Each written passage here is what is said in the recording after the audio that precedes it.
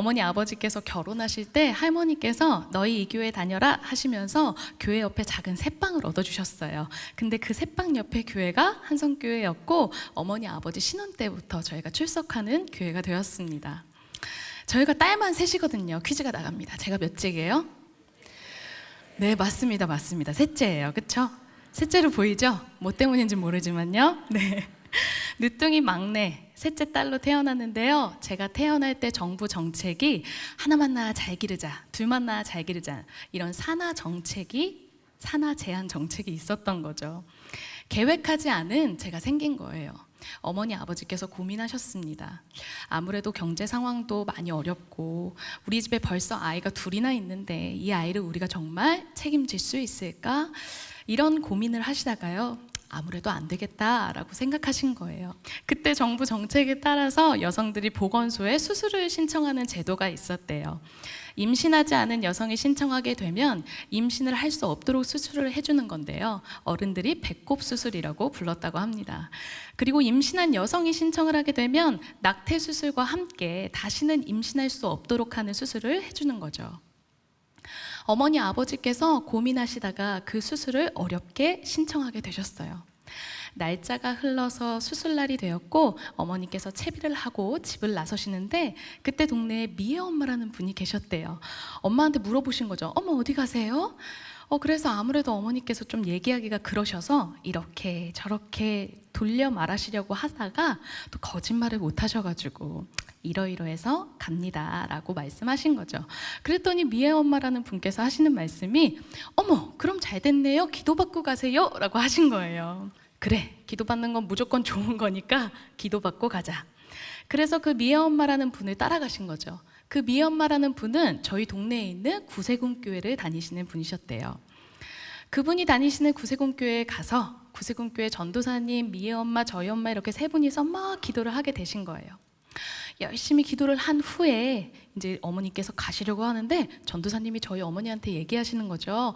어머니, 제가 기도해 보니 하나님께서 이 아이가 나중에 큰 일을 할 거라고 합니다. 지우지 마시라고 저희 어머니를 막 설득하셨어요. 그러셔서 저희 어머니께서 흔들리셨게요, 안 흔들리셨게요? 네, 정답이 너무 뻔하죠? 제가 여기 있잖아요. 네, 흔들리셨어요. 나중에 큰 일을 한다고 하시면서 집으로 돌아가셨습니다. 그리고 시간이 또 지났습니다. 벌써 아이가 둘이나 있고 경제적 상황도 쉽지 않고 여러 가지 어려움 가운데 이 아이를 정말 우리가 책임질 수 있을까? 이런 고민들이 계속되셨던 거죠. 그러다가 결국에는 아무래도 안 되겠다. 또 어렵게 수술을 신청하게 되셨습니다. 그리고 수술 날짜가 다가와서 채비를 하고 집을 나서시는데 누가 있어요? 미애 엄마가 있어요. 이번엔 정말 얘기를 안 하시려고 이렇게 저렇게 돌려대시다가 이러이러해서 간다고 또 어쩔 수 없이 얘기하니까 이번에도 기도받고 가시라고. 그래서 이번에는 정말 안 쫓아가시려고 한사코 거부하시다가 또 따라가게 되셨어요. 그렇게 구세군교회 전도사님을 또 만났습니다. 미애 엄마, 저희 엄마, 그리고 전도사님 이렇게 세 분이서 또 막 기도를 하신 거죠. 이번에는 전도사님께서 뭐라고 얘기를 하셨길래 제가 여기 있을까요? 모르시겠죠? 막 이렇게 열심히 기도하시더니 전도사님께서 저희 엄마한테 하신 말씀이 어머니 기도해보니 이 아이가 하나님께서 아들이라고 합니다 라고 하신 거예요. 딸만 둘이었잖아요. 은근히 그 아들을 바라는, 제가 누뚱이라서 또래 친구들보다 부모님이 한 10살 많으시거든요. 어르신들의 그 아들을 바라는 그 마음을 간파하신 거죠. 아들이라는 그 말에 어머니 아버지 마음이 막 흔들리셨어요.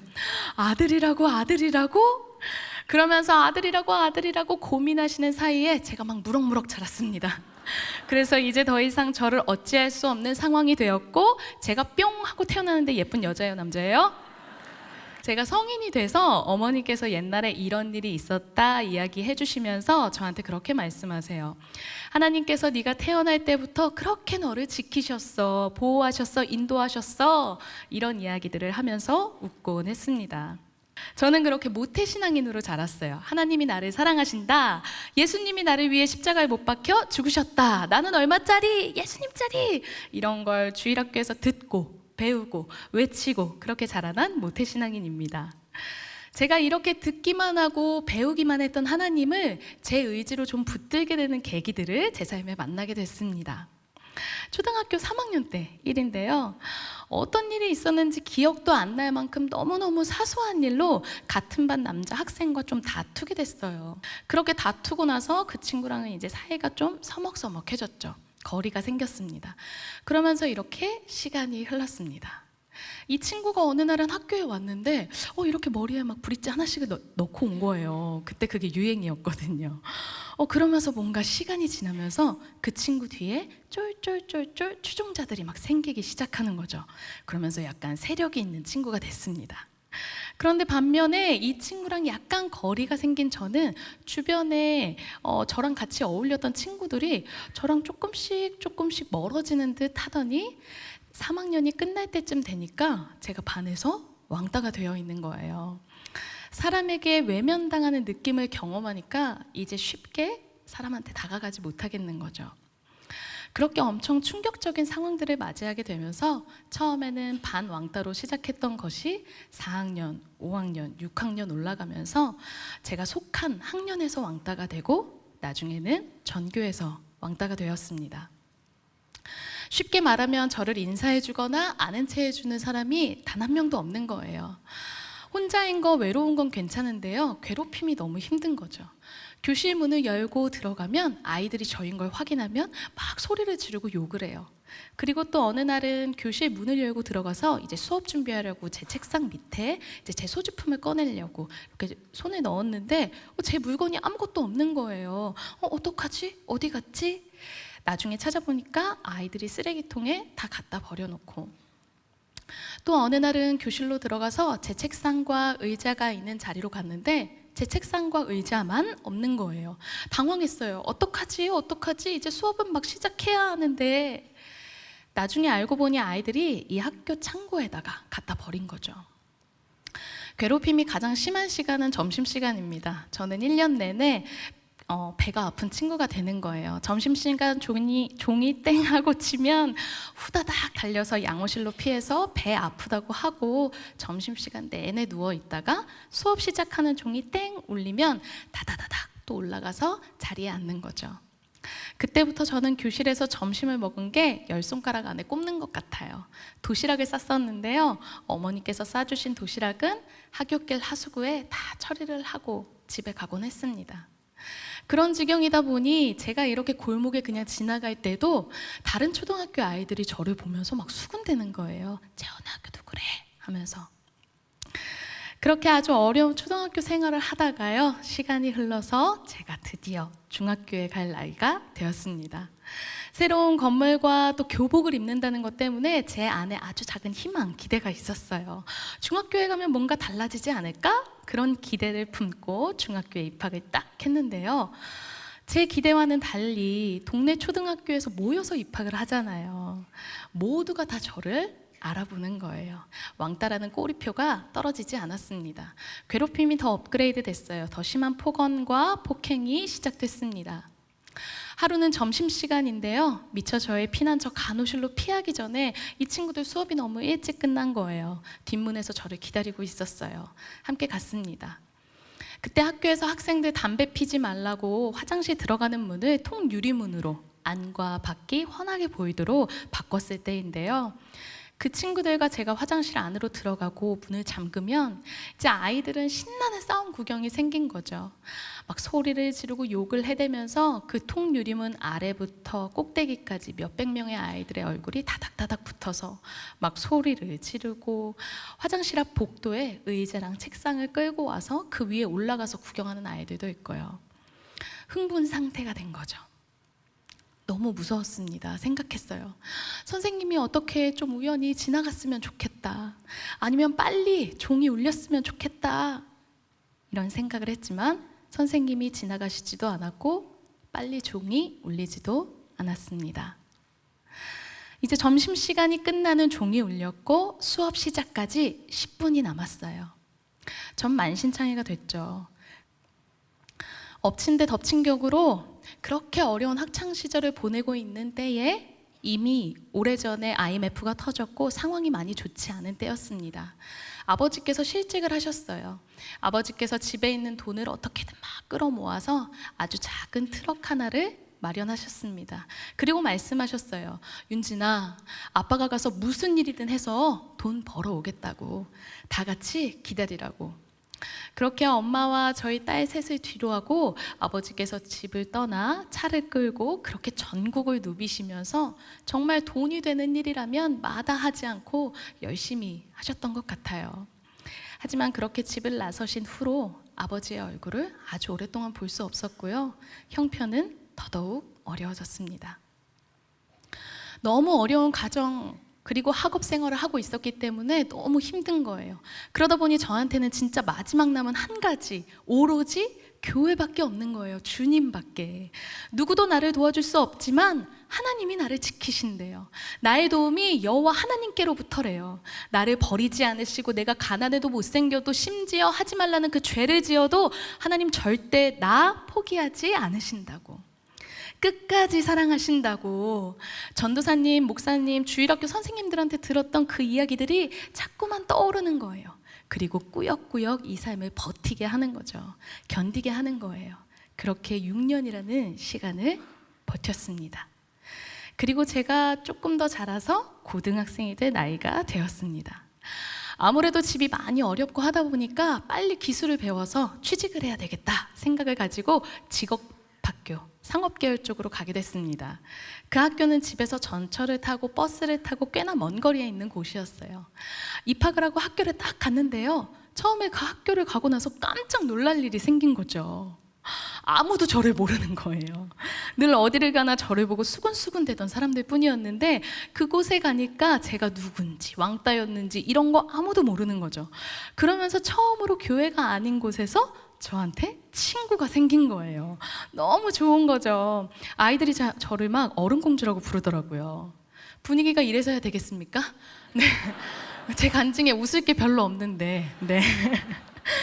제가 말을 어떻게 걸어야 될지 몰라서 막 우물쭈물하고 가만히 있는데 이 친구들이 저한테 그런 별명을 막 붙여주고 무리에 저를 이미 끼워놨더라고요. 친구가 생기니까 너무 좋은 거예요. 급식을 먹을 때도 같이 먹고요. 쉬는 시간에 매점도 가서 빵도 사 먹고 하굣길에 떡볶이도 먹고 다 먹는 얘기예요. 그렇게 친구가 생기고 친구랑 같이 시간을 보내고 하는 것이 너무 즐겁고 행복한 거예요. 그러면서 친구가 좋아지니까 자꾸 뭘 해주고 싶은 거죠.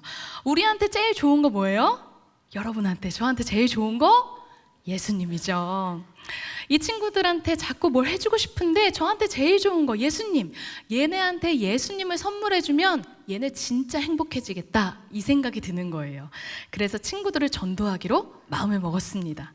그러면서 혼자 머릿속으로 막 생각하면서 이제 친해지고 어떻게 교회를 데리고 가고 막 혼자서 작전을 짜고 있었어요.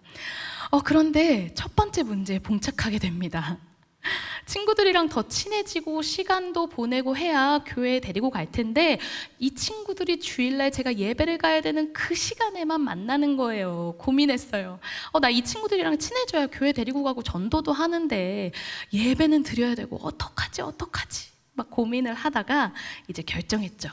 그래, 친구들이랑 먼저 친해지고 나서 교회로 데리고 가자. 그래서 처음에는 약속을 갖다가 예배를 한 5분 막 이렇게 듣다가 다음에는 10분 그러다가 나중에는 막 한 줄을 빼먹기도 하고요. 죄에도 즐거움이 있어요. 저만 아나요? 처음에 막 5분 늦었을 땐 벼락을 맞을 것 같고 너무 무서웠는데요. 그렇게 점점 죄의 즐거움에 빠지면서 하나님과 서서히 멀어지기 시작했습니다. 오직 각 사람이 시험을 받는 것은 자기 욕심에 끌려 미혹됨이니 욕심이 잉태한 즉 죄를 낳고 죄가 장성한 즉 뭘 낳아요? 사망을 낳죠. 전도하고 싶은 마음이 진짜로 제 마음에 있었습니다. 그런데 한편 사람을 놓치고 싶지 않은 마음, 그 사랑받고 싶은 욕심 때문에 제가 그 욕심에 끌려 타협하기 시작했고 죄를 선택하게 된 거죠. 나 이렇게 사람들이랑 잘 지낼 수 있었는데 그때 왜 나를 괴롭혔지? 지난 시간 괴롭혔던 사람들에 대한 증오, 왜 나여야 했을까? 왜 내가 바보같이 당하고 있었을까? 이런 물음들이 꼬리에 꼬리를 물다가 결국에는 하나님을 막 원망했어요. 교회와는 완전히 단절되었고요. 학교도 잘 나가지 않았습니다. 수업 일수가 모자라서 너 조금 있으면 퇴학이야! 막 이런 전화가 계속 걸려왔지만 잘 가지 않았어요. 담배도 피우고요. 술도 마시고요. 정서가 너무 불안하니까요. 어쩌다 한 번 가는 그 학교도 학교에 술을 싸가지고 가서 술을 먹고 그냥 자는 거예요. 그렇게 지내고 있던 중에 어느 날 한 번은 술을 먹고 큰 시비가 붙었습니다. 싸움이 난 거죠. 경찰서로 연행이 되게 되었습니다. 1층, 2층 이렇게 큰 건물의 경찰서였는데요. 조사받고 나서 이제 경찰서 2층 그 로비에 이렇게 딱 나오니까 저쪽 왼편 창가 쪽에 소파가 있는 거예요. 술도 막 덜 깨고 행색도 막 엉망이 돼가지고 막 질질질 기다시피 해가지고 소파에 털썩 주저앉았습니다. 그리고 이렇게 창문에 고개를 탁 기댔는데요. 깜짝 놀란 거예요. 제가 분명히 깜깜한 밤에 왔거든요. 대낮인 거예요. 그러면서 그 경찰서 2층 창문 아래로 펼쳐진 아침 풍경이 제 눈에 이렇게 들어오는 거죠. 예쁘게 교복을 입은 여학생, 학생이겠죠. 그 둘이서 막 걸어가는데 뭐가 그렇게 재밌다고 막 깔깔깔깔 웃으면서 막 어딘가에 가고 있어요. 아마도 학교 가는 거겠죠. 또 어떤 사람은 통화를 하면서 막 이렇게 바쁘게 걸어가요. 아마도 회사원이겠죠. 그리고 저기 신호등을 기다리고 있는 사람들도 보이고요. 버스 정류장에 줄을 선 사람들, 그리고 신호에 맞춰서 왔다 갔다 달리는 차들, 그런 너무나도 일상적이고 활기찬 아침 풍경이었습니다. 그런데 그에 반해 그 아침 풍경을 바라보고 있는 제 모습이 보이는 거예요. 18살 고등학생이 화장, 옷 매무새 막 머리 다 헝클어지고 난리가 나서 술 냄새를 풍기면서 창문에 기대서 그 아침 풍경을 바라보고 있는 제 모습이 보이는 거죠. 행복하지 않았어요. 슬펐습니다. 마음이 고파서 허덕였어요. 아무리 채워도 마치 소금물을 마시는 것처럼. 내 백성이 2가지 악을 행하였나니 곧 그들이 생수의 근원되는 나를 버린 것과 스스로 웅덩이를 판 것인데 그것은 그 물을 가두지 못할 터진 웅덩이들이니라. 예레미야 말씀입니다. 생수의 근원 되시는 하나님을 제가 버린 거예요. 우리 마음속에는 하나님만 채울 수 있는 공간이 있다고 하죠. 아무리 어렵고 힘들어도 하나님이 저를 채우시고 하나님이 저를 붙드실 때는 제가 견딜만 했어요. 근데 이제 아무리 즐겁다는 걸 해도 잠깐이에요. 친구도 있고 이젠 더 이상 괴롭힘을 당하지 않는데도 너무 행복해지고 싶은데 무얼해도 행복하지 않고 다시 돌아가고 싶은데 너무 멀리 왔고 내 삶은 망가졌고 나는 왕따와 폭력에 시달렸던 패배자고 나에겐 미래가 없고 의미 없는 하루하루가 이렇게 지나갔습니다. 살고 싶지 않은 거예요. 이렇게 사느니 차라리 죽는 게 낫겠다. 나 같은 건 없어지는 게 낫겠다. 내 모든 걸 알고도 도대체 누가 날 사랑할까? 난 가망이 없어. 난 엉망진창이야.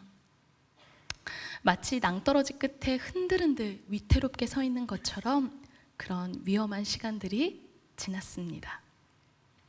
그러던 중 몇 차례 자살을 시도하게 됐고요. 실패하던 중 그날이 결정적인 날이 되었습니다. 삶이 이렇게 끝나는구나 하고 모든 걸 내려놓고 이렇게 기다리고 있는데요. 그때 거짓말처럼 제 마음에 한 음성이 들려왔습니다. 칠흑 같은 어두움으로 새까만 제 마음에 마치 바늘로 콕 찔러서 빛이 새어 들어오는 것처럼 그 빛은 마치 폭풍 속에 흔들리는 가녀린 촛불처럼 제가 귀 기울이지 않으면 잘 들리지 않을 것 같았어요. 그때 그 빛이 제게 이렇게 말했습니다. 나는 어떡하니? 갑자기 정신이 번쩍 든 거예요. 이게 뭐야? 하고 있는데 그때 다시 한번 들려왔습니다. 윤진아, 그럼 나는 어떡하니? 이게 뭐야? 하고 있는데 다시 한 번 더 분명하게 들려왔습니다. 윤진아, 내가 너를 위해서 십자가에서 죽었는데 네가 죽으면 나는 어떡하니? 우리가 아직 죄인 되었을 때에 그리스도께서 우리를 위하여 죽으심으로 하나님께서 우리에 대한 자기의 사랑을 확증하셨느니라. 누가 우리를 그리스도의 사랑에서 끊으리요? 환난이나 곤고나 박해나 기근이나 적신이나 위험이나 가리랴. 내가 확신하노니 사망이나 생명이나 천사들이나 권세자들이나 현재일이나 장래일이나 능력이나 높음이나 깊음이나 다른 어떤 피조물이라도 우리를 우리 주 그리스도 예수 안에 있는 하나님의 사랑에서 끊을 수 없으리라. 아멘.